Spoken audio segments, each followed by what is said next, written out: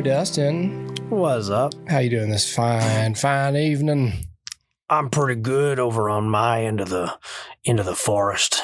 You sound healthier. I feel a little better. Do people even know that you were sick? I'm looking at the calendar. Do people even know? Either I was or I will be. Well, yeah, you'll see. I don't even know. My notes are confusing. Who knows? Well, good. Well, here in the present day, I'm glad you're feeling better. Yeah, feeling better. Hey, so we talked about this off mic last time. This is like really kind of neither here nor there, but it's in reference to feeling better. I recently started trying to make sure I'm not overeating and making sure calories stay low. Yeah. Today was a crazy work day and food was provided. Lunch was provided by work. My lunch was 1,300 calories, dog. Yeah. And I feel so heavy. And I'm like, I didn't even want to eat dinner. I was just I'm not used to this. Yeah. I'm careful not to revenge starve when that happens to me. Jesus Christ, you see that? Yeah, I saw that. There are nights where I'm like, I'm just gonna have some beef jerky and cheese and call it a night. Yep. If I'm truly not hungry. I think I'm just gonna this week is just gonna be whatever. It's a heavy work week. There's gonna be a lot of provided food that I'm just gonna eat because it's there and it's free, and I need to keep energized and focused. So I'll just eat whatever, and then I don't know, next week I'll just punish myself. The weekends my kids aren't here, I tend to eat more than usual, but that's generally because Paula and I make dinner. Oh, sure. And so dinner is always this big thing. I've just been trying to hydrate more than anything. Yeah. Today I did a very terrible job. I think I only had 30 ounces of water. The last week I was killing it. Every day I was having 100, 120 ounces. I was draining them fluids.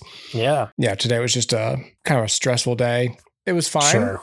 Yeah. It's first day with my kids home for the summer while I was working. Yeah. And work was slow and everything was fine. I got a lot of stuff done around the house. Yeah. It was just the end of the day. I was like, I think my son has a fever. I think the kid has a fever again. They were like, hey, Dad, why isn't the TV turning on? And then I noticed that the thermostat wasn't on either. So whatever breaker controls all of that is out. I reset everything. Nothing was tripped. I reset everything. It's not working. So the house just has no AC right now, which it's not terribly hot right now. It's only I think the house is in 76 right now. It's not too bad. Yeah. If I have a sick kid, I would prefer to have some cool air blowing on. Yeah. This is, I believe, the little bonus June episode. So this is a little episode I'm calling Garedevil because we're talking about Daredevil? Gary, there you go. Yeah. You're catching on. I got it. It's getting hard to name these shows. I have to either pull a soundbite while I'm editing or I have to do a clever pun on the titles. Yes. And all the puns are not safe for work. And so when I come up with a pun, I have to chase it. So we talked about three TV things in this, the season 2 of Daredevil Born Again, the Punisher One Last Kill special, and this weird bottle episode of the bear, this Gary thing. Basically, what is John Barenthal up to lately? And the answer is whatever he wants. Apparently. Whatever he wants to do. Everyone's just yes, sir. And Disney and Fox are like, yep. If you had told me when that guy was on The Walking Dead that he would have that kind of power, I'd be like, no. Yeah. Not that he wasn't good in The Walking Dead, but just you just never know. You just never know. You picture him having a career, but not being a big star. And yeah, totally. He is. And he is. Yeah. Yeah. What if Daredevil's name was Gary? That'd be a completely different character if his superhero name was Daredevil Gary. Oh, I thought you meant if his alter ego was Gary Gerdock. Sure, maybe. But what if his name was just Daredevil Gary? And that's what the papers referred to him as? Daredevil Gary. The day is saved by Daredevil Gary. He's got a backwards cap between those horns. He's in the Daredevil cowl, but he's just in a polo with a pocket and a pencil, a pin. Pocket square.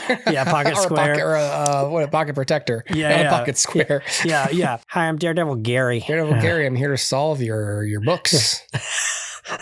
They're a mess. You're going to get audited.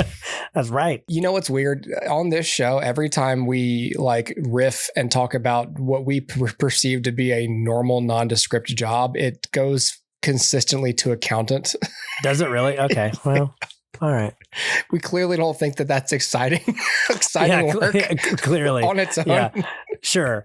Well, maybe Daredevil Gary just works at Home Depot. He's just a cashier at Home Depot. Yeah. There you go. He's not even an accountant. We're trying to bring accountants into a more exciting life experience, you know? Yeah, sure. I'm sure they're so thankful. Maybe his accounting job is boring and that's why he goes out in the evenings. Yeah. As Daredevil Gary. Unfulfilled. He's 90 corporate worker Gary superhero. That's right. I hate my stable job and good benefits. Life is too boring and free of risk. You watch like a movie like Fight Club and they're like how mind-numbing being gainfully employed is, and you're like, fuck you. Yeah, right. Like, yes. Just accept your stable existence and have some excitement, but like, sure, come on. Yep. I would kill to be in an era where that's what movies are again. It's like, God, real life is just so boring, right? Yes. Everything's so predictable. Everything's so safe. And right now it's every movie's like, let's comment on how fucked up everything's been for 20 years. You know, AI is coming for you. Yeah. It's like, great. I'm so upset. Yeah, that's right. I'm so upset. And my fight or flight isn't getting a break. Now the jobs are AI is taking over all the accountant jobs. Yeah. Now it's like movies about people who have dangerous jobs who are trying to lead normal lives after work, like going to book clubs. Yes. But work keeps getting in the way. That's right. Oh, you have to stay late tonight, Daredevil Gary. Oh, no. What am I going to tell Stella and the other girls at the book club? At the book club. I know you thought I was talking about a strip club. Nope. I thought he's just got a lot of girls. No, that's all the old biddies I read with. Oh. Yes. We're reading a Clive Cussler novel tonight. All right, everybody, please enjoy Garedevil. I talked about Daredevil Born Again on this show, recommended it. I think people should check it out, especially if you liked the Netflix show. So here we are back for season 2. I'm in a New York state of mind.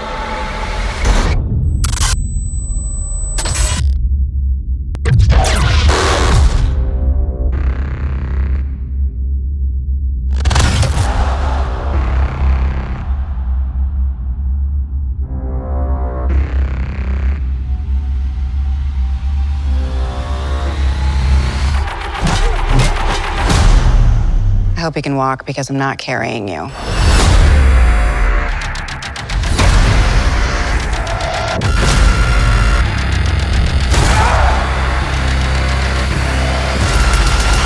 Holy shit. It's Matt Murdock. But it's gonna be a bloodbath. Then this should be tons of fun. Daredevil Born Again, Season 2, now streaming. Showrunner Dario Scartapane, Charlie Cox, Vincent D'Onofrio, Deborah Ann Wall, Margarita Laviva, Matthew Lillard is in this season. Hey. I thought he was delightful. Tony Dalton, Michael Gandolfini. And then I shouldn't read off everyone else in case. Spoilers. Sure. So there's 8 episodes of this. And this, I believe, was made up of basically like the leftover content from season 1 when they decided they needed to like split this up, and then a bunch of reshot stuff.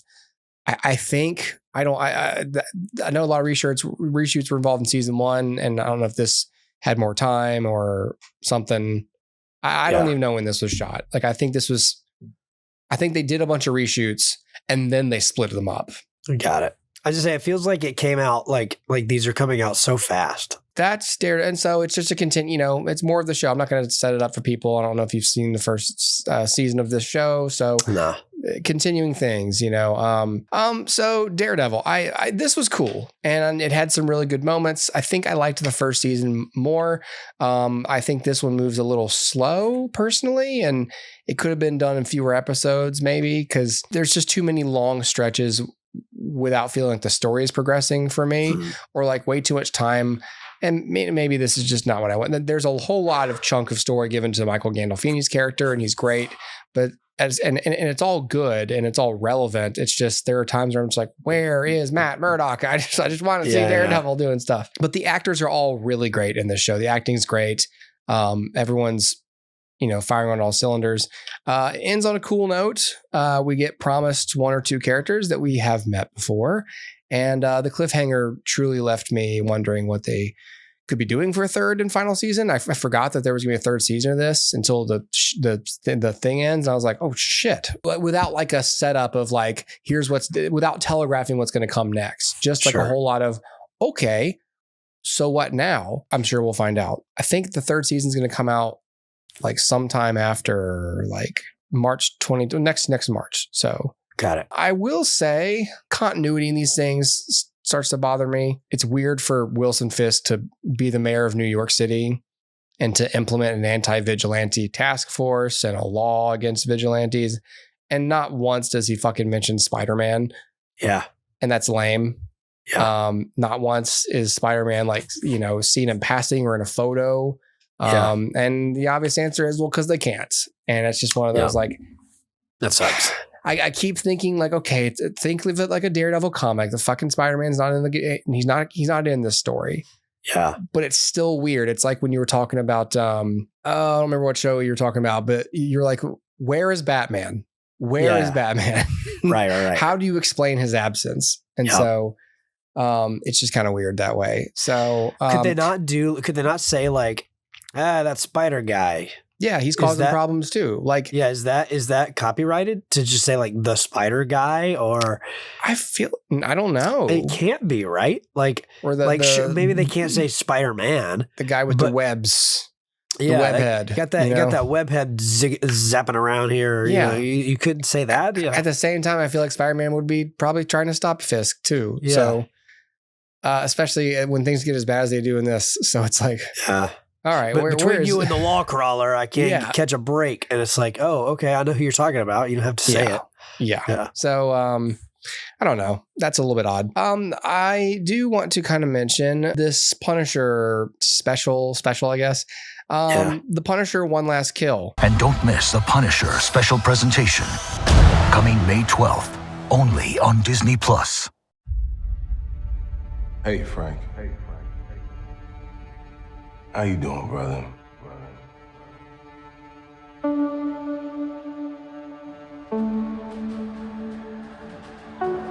Talk to me.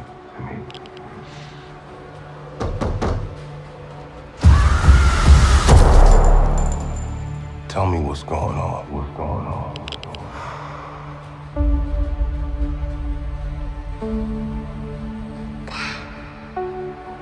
Think God's gonna forgive us for the things we've done?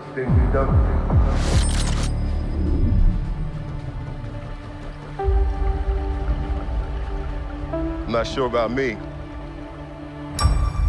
But you ain't got a fucking chance.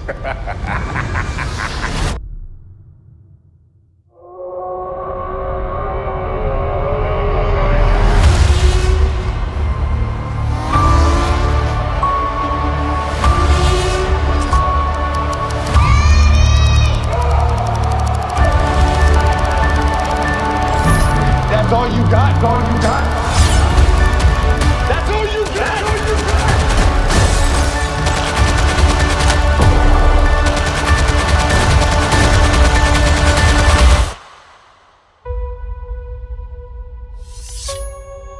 So this is directed by it's called The Punisher One Last Kill, and it's directed by Reynaldo Marcus Green and co-written by him and the star John Bernthal.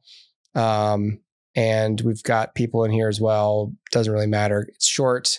It's like an hour, maybe less. And it's just Frank.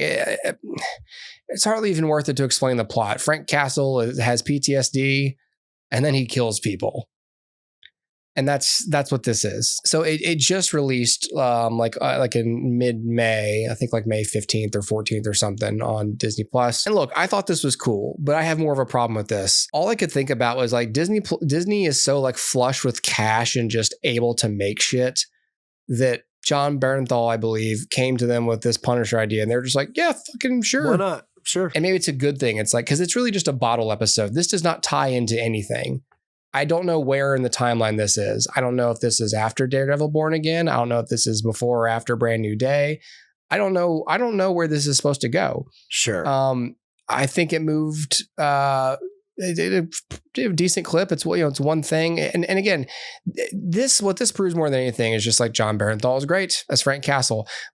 But it feels more like the little Punisher short film that Thomas Jane made after those movies were all done. Do you remember that like 5-minute thing? And like, I mean, everyone's like, oh shit, that's how cool the Punisher should be. And that was before John Bernthal. In that context, it's kind of strange to get at it at the supposed end of his run as this character. So who are we trying to convince that it's like a proof of concept that time traveled to after the concept?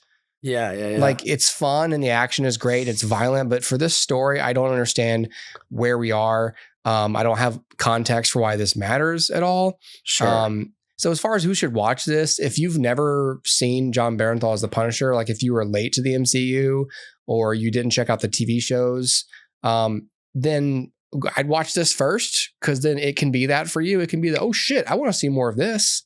Yeah. I want to see this in a larger narrative with other big characters. Like, cool, watch this first. But for like the rest of us, it's just sort of like, oh, okay. Yeah. Great. What?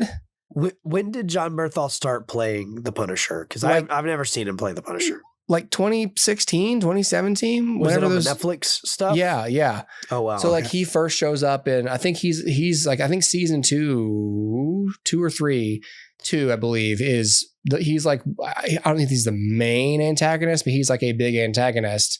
Because, now Murdoch's got to deal with like an actual vigilante who's killing people. Yeah, and there's like, it's a lot of good stuff. There's like a really great dialogue they have on like this rooftop about like, why Frank does kill people and why Matt doesn't. And, it's like a discussion of values, and it's really great stuff. And then he comes back in Born Again season 1, and he's a big part of that. And that's also really great. There's this awesome fight in Matt's apartment. Daredevil and Punisher are just fighting all these. And, Daredevil's beating the shit out of him like mercilessly, but Frank's just like hopping over counters and stabbing people in the neck and stuff. It's great. It's really good stuff. And it was one of those times where people were like, all right, how's Disney going to handle Frank Castle? And he handles them. So I don't know, if you like the character and you're bored and you have an hour to kill, then you're going to kind of get what you expect here. It's a little unsatisfying in that sense, because you're just like, what is this? It's just kind of a slice of life. His PTSD is real bad in this. Yeah. And so it's like, I don't know if we want, in my mind, this is like a prequel. Oh, sure.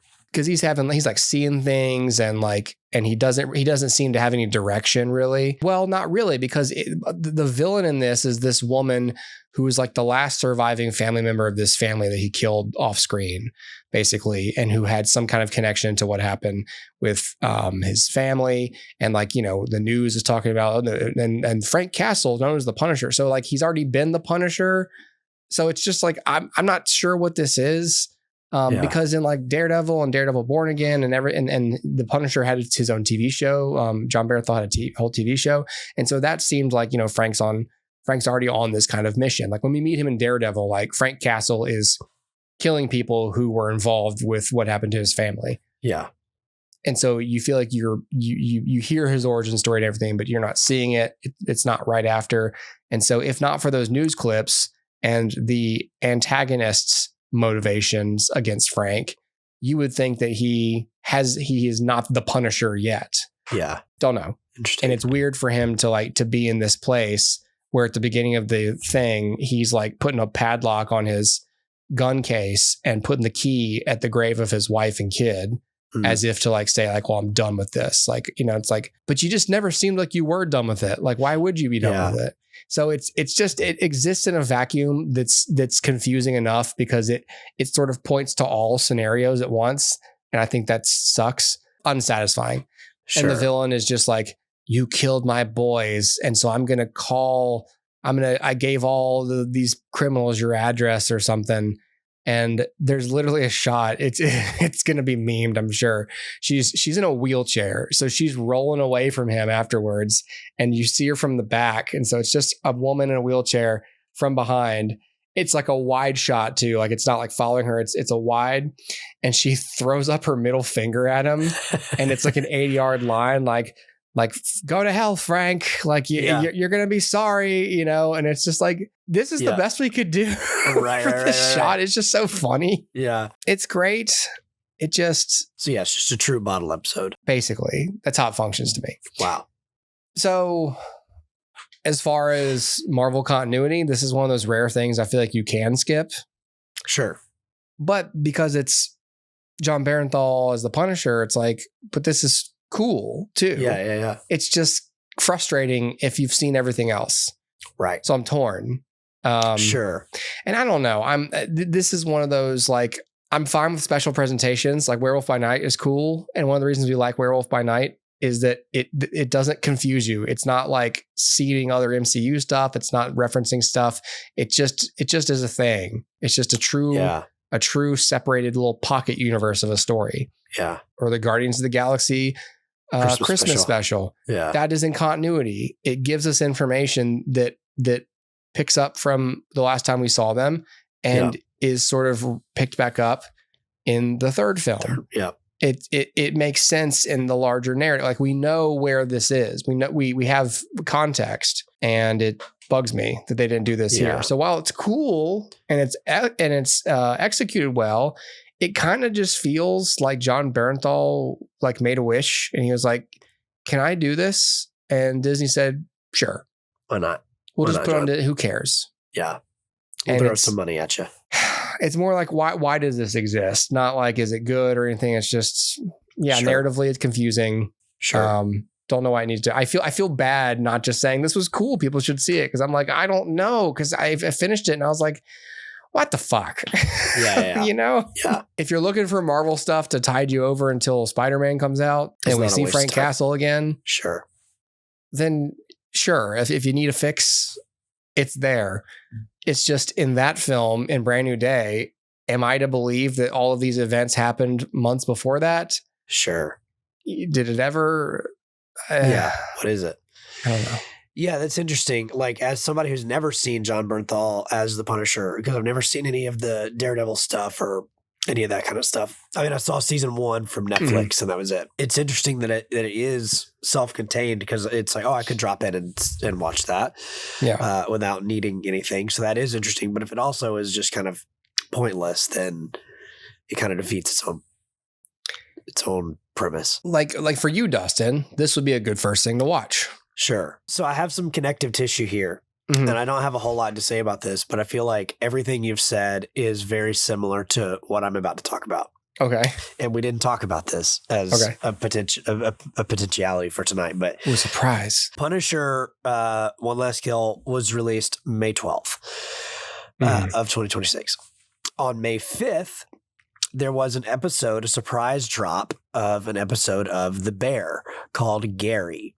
And this episode of The Bear also stars John Barenthal and was written by John Barenthal and is a weird bottle episode out of continuity of The Bear. So there's a lot of connective similarities. Wow. Yeah. So I'll talk about this briefly. Again, I don't have a lot of thoughts on it. Sure. But the name of it is Gary, and it follows Richie, played by Evan Moss-Bacharach, and Mikey, played by John Barenthal. They go on a work trip to Gary, Indiana, and things come unglued in traditional The Bear style. For those of you that are familiar with The Bear, John Barenthal appears once or twice a season, but his like Spectre lingers over each episode. He is essentially the inciting incident. He plays Carmi, who is our protagonist, played by Jeremy Allen White. He plays Carmi's older brother, and he commits suicide prior to the series beginning. So John Bernthal's character is never alive during the series. And everything that we see of him is through flashback, that sort of thing. It's like, oh, here's a little piece of the puzzle as to what made Carmi. And we get the idea that John Bernthal's character, Mikey, is tortured. He's struggling, but we've never had a full episode devoted to him. And so Eben Moss-Bachrach and John Bernthal are on Broadway together in Dog Day Afternoon. And evidently, while they were working on that, they sort of spitballed this idea of like, hey, can we do something together, for the Bear? And it's a flashback, an entire flashback episode, doesn't feature any of the cast except for the two of them. And let it give us more context into what Mikey is going through and what kind of person he is. Because again, we just see him briefly and almost always through Carmi's perspective. And this allows him to be the protagonist of this episode. And so, it is a good episode. And like all of the Bear, it's, stressful and complex, and the characters are, not clear cut in the slightest. They do things where you're like, why are you doing that? But not in a way that seems like uncharacteristic or unmotivated, but in a way like these characters are just broken people. And like they aren't acting in accordance with like what they truly believe or what they truly want to do. It's just like, whether they're stuck in, addiction or, whatever it is, this PTSD from their childhood and young adulthood, maybe all of that is like finally coming to bear, no pun intended. And like, it's a complex thing. And so it's written again by John Bernthal and Eben Moss-Bachrach, and they did a great job here. Obviously, turning writing duties over to the actors is always a big gamble because it can turn into a vanity project real quick. But the characters feel like themselves, and they do a really good job of, creating this story that's set within the Bear universe, but doesn't really impact it. And then like in the last few minutes, there's a shot, like a series of shots that seem to be set like in the current day of the Bear. So the connective tissue is like, no one knew this episode was happening. It was produced during season 4 of the Bear, and so they've sat on it, I guess, and like, now they just dropped it, and or maybe it was during season 5. I think it was during season 5. They created it during season 5, and season 5 is about to premiere in about a month or so. So this is like the first episode of season 5. Essentially, it's like a 4.5 kind of a thing. Okay. And so it is completely removed, except for the last like minute of the episode could potentially be leading into season 5. We don't really know. It could also not be. There's no real indication. So yeah. All that said, there's a lot of connective tissue with what you just said about John Bernthal's The Punisher with John Bernthal's Gary. It's like I'm tangentially related to this big franchise in Marvel, or this acclaimed TV show in the Bear. Yeah. Let me see if I can leverage that to who have the same executive ownership. Yeah, right. Let me see if I can leverage that and make something happen for me. And good on him, make hay while the sun is shining. I respect it. I respect the hustle for sure. Yeah. In the case of the Bear, I know that the director, like the creator of the Bear, Christopher Storer, directed this episode. And so obviously I think his guidance allowed this to stay on track. It wasn't like allowed to derail at any point. But yeah, man, I really enjoyed Gary, and I really enjoyed John Bernthal's writing in this episode. So it is interesting that like he had 2 projects come out within like a week of each other that are like standalone projects set in larger IPs. and both kind of out of continuity. And yeah, man, I don't know. It's a good little watch. And like, if you're watching The Bear, you know, don't neglect this just because it's out of continuity. Like, I do think it gives you some good insight into Mikey and Richie's relationship, and where Richie is going into season 5 and where Mikey was prior to the series. So yeah, man, Gary's great. It's weird, like for a ship as tight as Marvel, like lately they have been, you know, especially with the shows, they seem to be trying to experiment. Like, do we just kind of do stuff on a lark like this? Like, do we still have that kind of spontaneity? Yeah. Or is that bad for the product? For the Punisher, so Dario Scartapane, the showrunner Born Again, was a producer and writer on the Punisher series. Okay. And so when that show underwent its overhaul, and they hired Dario, that's when the Punisher, I think, was brought back in to it. Got it. And he'd said that season of Born Again, where he appears, opened the door to getting closer to the Frank Castle that I really, really want to portray. During the filming of Daredevil Born Again, Barenthal thought of the story for a TV special focused on the Punisher. The end of the season sees Castle arrested by New York City Mayor Wilson Fisk and later breaking out of his prison. I don't remember him breaking out. I think they imply he broke out. Of course, when they come back to that prison later, he's not there. And my initial thought was, what the fuck? Where's Frank? Where did he get? They just yeeted him out of there to go do his special. Yeah. Isn't he supposed to be in prison? Marvel Studios looked at some of Bernthal's previous writing and then asked him to pitch the special to them before it moved forward. He said that he did not want them to just hand it to me. They've held me accountable to every step along the way. I really want to earn this, and I want this to be good. So Brad Winterbaum, the head of streaming, television, and animation at Marvel Studios, revealed that the special was in development under the special presentation banner. Ronaldo Marcus Green was set to direct the special and was writing the screenplay with Barenthal after they worked together on the film King Richard and the miniseries We Own This City. Winterbaum said the character was very important to Barenthal, who he had felt had turned the Punisher into an icon. I don't know. It seemed like it was Brad Winterbaum's call. Like, hey, it's not going to hurt anything. You know, yeah. It might be cool. Ronaldo Marcus Green. So King Richard then. So that was his film, the Best Picture film, the Will Smith movie. Yeah. That's just weird. These weird little bottle things, like it's just, I don't know. I guess continuity just really, really matters to me. Sure. With serialized storytelling, it really, really matters to me, and it needs to be. Not that I don't know who's doing this at this point. Maybe more people than I think. I guess including me with my kids. But I don't know who is going. Let's watch the whole MCU back at this point. Yeah, it's just too many things. Right. Like, I don't want to get into a big discussion about this, but like watching it from start to finish at this point, I really feel like everything after Endgame, like all the TV shows really fucked up the experience that could be. Yeah. Like, I think before it's like, yeah, it's a lot of movies, but like, you know, a movie is an evening. Right. You're not spending like weeks watching one thing. That's exactly right. You know, like if you're watching the Daredevil TV show on Netflix, it's like, hey, you're sitting down with like your wife or girlfriend or whatever, and you're like, let's watch Daredevil. And it's like, that's what you're like Paul and I are watching Parks and Rec right now. Yeah. Finally. Good choice. Yeah.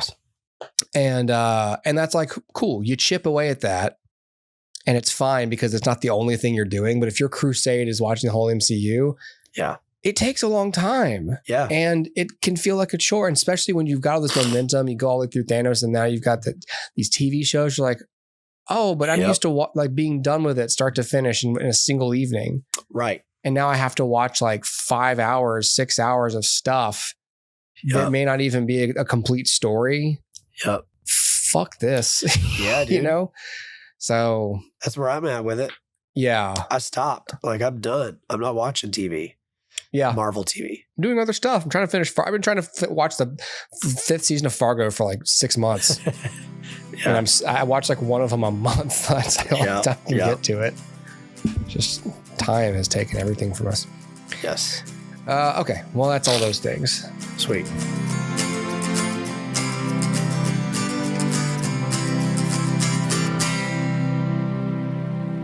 What the fuck?